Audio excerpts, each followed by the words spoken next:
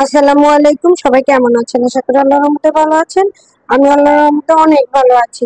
তো আজকে আপনাদেরকে দেখাবো খাসির কলিজা রান্নার রেসিপি। তো এখানে হচ্ছে আমার ছোট খালামণি এই রান্নাটা করেছিল। আমরা আমাদের নানুদের বাড়িতে বেড়াতে গিয়েছিলাম, তখন খালামণি এই কলিজা রান্নাটা করে খাইয়েছিল। তো এই যে দেখেন, এখানে হচ্ছে পানি প্রথমে ফুটিয়ে নিয়ে এই পর্যায়ে হচ্ছে কলিজাগুলো দিয়ে নিল। কলিজা থেকে দেখেন কত ময়লা বের হয়েছে। এরপর যে আবারও ভালো করে ধুয়ে নিল, ধুয়ে যে কেটে নিচ্ছিল। এখানে হচ্ছে 2 কেজি খাসির কলিজা আছে। তো এটাকে ভালোভাবে যে ছোট ছোট করে কেটে নিল। তো আপনারা আপনাদের পছন্দ মতো কেটে নিবেন। তো এখন হচ্ছে সুন্দরভাবে এটাকে ধুয়ে নিতে হবে, যাতে করে কোনো রকম ময়লা না থাকে। তো ভালোভাবে যে ধুয়ে নিল। তো এ পর্যায়ে হচ্ছে একটা কড়াইতে হচ্ছে পরিমাণ মতো তেল দিয়ে নিল। সরিষার তেল দিয়ে এই রান্নাটা করবে। তো এখানে হচ্ছে শুকনো মরিচ আর হচ্ছে জিরা ফোড়ন দিয়ে নিল। তো এটা দিয়ে ভালোভাবে নেড়ে নিচ্ছিল, নিয়ে এটাকে বাদামি করে ভেজে নিতে হবে। এখানে হচ্ছে দারচিনি, এলাচ, লবঙ্গ এগুলো দিয়ে নিল, তেজপাতা। তো এগুলো দিয়েও ভালোভাবে নেড়ে নিতে হবে, বাদামি করে ভেজে নিতে হবে।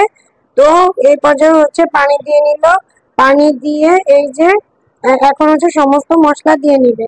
তো এখানে হচ্ছে 2 চামচ আদা বাটা, 2 চামচ রসুন বাটা আর হচ্ছে 2 চামচ জিরা বাটা।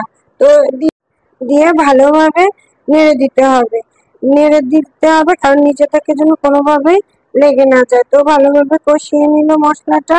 এর পর্যায়ে হচ্ছে স্বাদ মতো লবণ দিয়ে নিল আর হচ্ছে হলুদ দিয়ে নিল।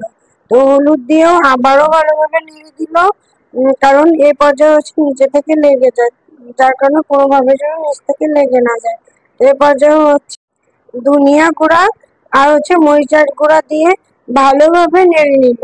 তো এ পর্যায়ে হচ্ছে এই যে ধুয়ে কেটে রাখা যে কলিজাটা এখানে দিয়ে ভালোভাবে হচ্ছে কষিয়ে নিতে হবে।